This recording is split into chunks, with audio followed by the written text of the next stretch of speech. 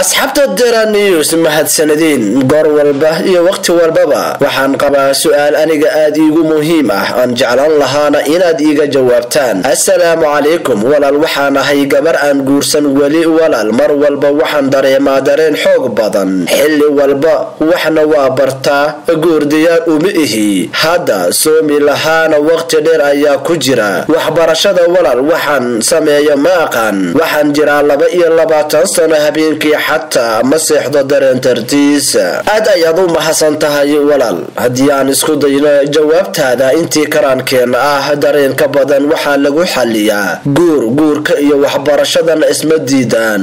marka haddii ay dhacday inaad guursan karin hadda sidoo kale aadan soomi karin waxaad iska yaraysaa cuntada dareenka kicisa, sidoo kale waxaad isku mashquulisaa waxbarashada shaqada guriga qaba si aad u daasho. qofka markuu waayo nasasho kacsiga waa uu ka degayaa ama waa uu yaraanayaa shaqada badan iyo mashquulka qofka waxay yareeyaan dareenka kacsiga. sidoo kale waxaad ka fogaataa hadalka ama sheekooyinka galmada iyo jacaylka, waxaas oo dhan niyadaada ka saar si aad u ilowdo. qofka su'aasha soo weydiiyo waa ahlaan xigasho daruuri.com.